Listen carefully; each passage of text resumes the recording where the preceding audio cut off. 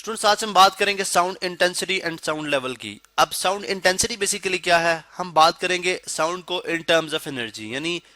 Disturbance है ये हमारे पास एक सोर्स ऑफ साउंड है, यानी हमारे पास क्या है जी, सोर्स ऑफ साउंड, यानी जिसमें से साउंड प्रोड्यूस हो रही है। अब साउंड ट्रेवल कैसे करेगी, आप जानते हैं कि साउंड बेसिकली साउंड के लिए मीडियम रिक्वायर्ड होता है। जैसे अगर आप देखें तो इस सोर्स ऑफ साउंड के सराउंडिंग में आपके पास एयर मॉलिक्यूल्स प्रेजेंट है, जो कि एक मॉलिक्यूल के अंदर पैदा की गई डिस्टरबेंस को नेक्स्ट मॉलिक्यूल पे एंड देन वो नेक्स्ट को एंड देन वो नेक्स्ट को। अब अगर आप देखें तो जो डिस्टरबेंस है इस सोर्स ऑफ साउंड से चूंकि वाइब्रेट करेगा, जिसकी वजह से ये वाइब्रेशन का इफेक्ट इन पार्टिकल्स के ऊपर भी आएगा। अब चूंकि अगर आप यहाँ पे देखें तो हम इस पार्टिकल का जो इफेक्ट है वो 2 डायमेंशन ले रहे हैं, यानी अगर आप इसकी लेंथ और एक हाइट इस जगह की, लेकिन प्रैक्टिकली तो आप देखते हैं कि वो 3 डायमेंशनल होता है। जैसे अगर आप एक रूम का कोना देखते हैं, हाइट होती है, एक्स एक्सिस है उसका और ये वाई एक्सिस है, ठीक है। तो अब इस सेंस में अगर आप देखें तो इस सेंस में जब वो डिस्टरबेंस ट्रैवल करेगी तो वो लेट्स सपोज इक्वली, यानी एक इस तरह से इन पार्टिकल को उसने डिस्टर्ब किया, यानी वो वाइब्रेशन इन पार्टिकल्स तक पहुंची, फिर वो इन पार्टिकल्स अगर आप देखें तो इन पार्टिकल्स तक पहुंची वो डिस्टरबेंस एंड देन वो नेक्स्ट पार्टिकल्स तक। चूंकि अगर आप यहाँ पे देखें तो ये तमाम छोटे छोटे पार्टिकल्स हैं, ये अगर आप देखें तो ये अपनी जो अंदर पैदा की गई डिस्टरबेंस को ट्रांसफर करें। फर्ज करें जो जो एनर्जी थी, यानी इसके पास एनर्जी थी वो 10 जूल है, वो क्या है 10 जूल ओवरऑल एनर्जी। तो अब ये एनर्जी इक्वली तमाम पार्टिकल्स पर जो है वो लगाई जाएगी, तमाम पार्टिकल्स पे इक्वली एनर्जी लगेगी और वो तमाम अगले पार्टिकल्स को डिस्टर्ब करेंगे। अब फर्ज करें अगर टोटल इसमें सेगमेंट की इस सर्कुलर एक्चुअली सर्कुलर फॉर्म में नहीं होंगी वेव यहाँ पे, लेकिन जस्ट मैं यहाँ पे अंडरस्टैंडिंग के लिए हम सपोज कर रहे हैं कि अगर वो डिस्टरबेंस सर्कुलर फॉर्म में इक्वली यूनिफॉर्म है तमाम पार्टिकल्स के ऊपर, तो अगर इसके टोटल के ऊपर अगर यहाँ पे 10 जूल है तो इसका मतलब इस रिंग के ऊपर भी कितनी होगी 10 जूल। अब अगर इसको हाफ में डिवाइड कर लें तो मीन के 5 जूल हो गई। अब अगर आप एक यूनिट एरिया ले लें, फर्ज करें आपने यहाँ पे एक यूनिट एरिया ले लिया, अब इस 10 जूल में से जितनी एनर्जी इस यूनिट एरिया पे पर सेकंड के लिहाज से गुजरेगी या ट्रेवल करेगी, that is called sound intensity. यानी सिंपली हम क्या कहते हैं जी कि अगर आपके पास एक यूनिट एरिया हो जो कि साउंड वेव की परपेंडिकुलरली हमने उसको रखा हुआ है, तो उसमें से जितनी वेव, यानी ये कितना एरिया है यूनिट एरिया यानी मीटर स्क्वायर, ठीक है। यूनिट एरिया मीन के 1 मीटर स्क्वायर, ये 1 मीटर स्क्वायर एरिया जो है इसमें से जितनी sound wave, sound wave mean की जो डिस्टरबेंस है वो पर यूनिट एरिया पर सेकंड के लिहाज से गुजरेगी, that is called sound intensity, ठीक है। इसका मतलब ये हुआ कि साउंड इंटेंसिटी को हम डिफाइन कर सकते हैं in terms of relation. Sound intensity हमारे पास आ गई है जी, अगर आप यहां पे देखें तो ये है जी एनर्जी, यानी साउंड इज एनर्जी, डिस्टरबेंस जो है वो एक एनर्जी है पर यूनिट टाइम और पर यूनिट एरिया, ठीक है। अगर आप यहां पे देखें, मैंने यहाँ पे टाइम भी लिख दिया और चले यहाँ पे पहले मैं एरिया, पर यूनिट एरिया से और पर यूनिट सेकंड के अंदर जितनी एनर्जी वहां से ट्रांसफर करेगी वो साउंड इंटेंसिटी है। अगर यहाँ पे साउंड इंटेंसिटी की आप यूनिट की बात करते हैं तो क्या हो जाएगा, E for energy and T for time, ठीक है, एंड ए फॉर एरिया। अब एनर्जी पर यूनिट टाइम आप जानते हैं, आपने स्टडी कर रखा है, एक सेकंड के अंदर जितनी एनर्जी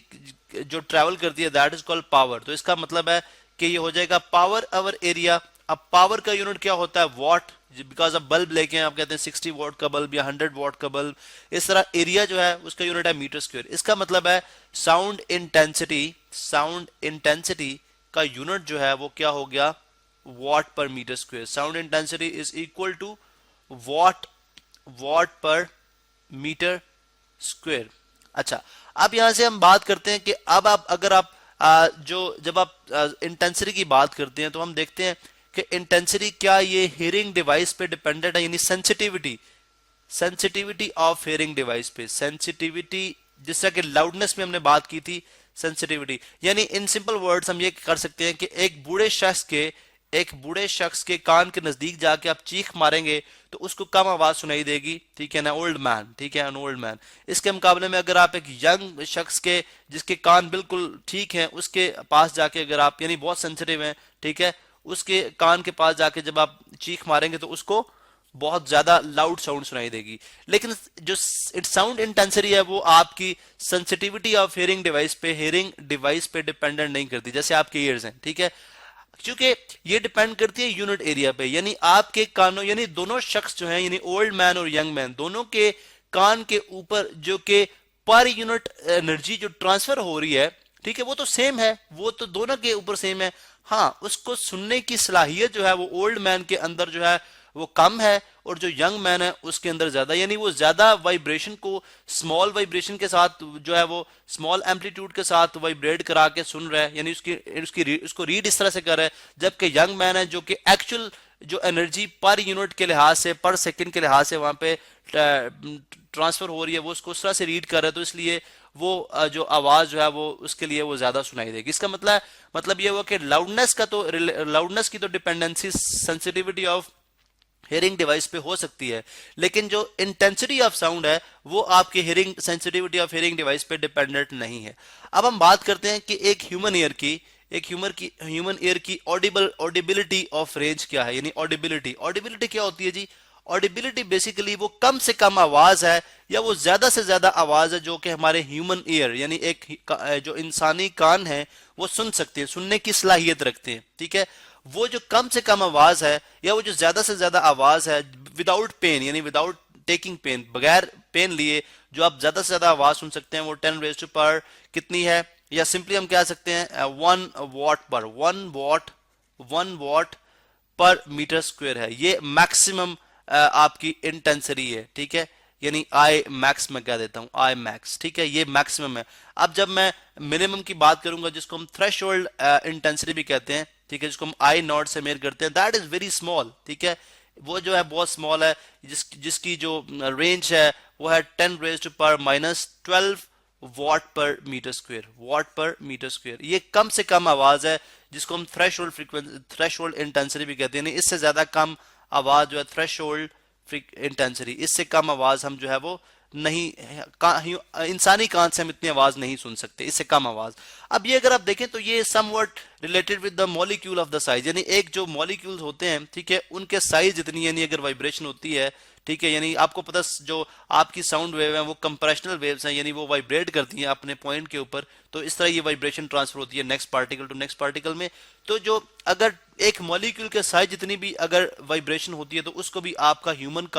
ईयर सुन सकता है। और अगर 1 वॉट पर मीटर स्क्वायर, यानी अगर आप 10 रेज़ टू पावर -12 को एक नंबर की फॉर्म में लिखते हैं, 10 raise to power -12 is equal to 0.1 2 3 4 5 6 7 8 9 10 11, और मैंने यहाँ पे यानी इतनी एनर्जी जो वॉट पर मीटर स्क्वायर की जो एनर्जी होती है, इतनी डिस्टरबेंस पे भी आपका ह्यूमन एयर रिएक्ट करता है, यानी इतनी कम आवाज भी आपका ह्यूमन एयर सुन सकता है। और 1 वॉट पर मीटर स्क्वायर आवाज वो है जो आप विदाउट पेन ले सुन सकते हैं, लेकिन आप 10 रेज़ टू पावर 2 तक और 10 रेज़ टू पावर 3 तक जो वॉट पर मीटर स्क्वायर की आवाज है, ठीक है,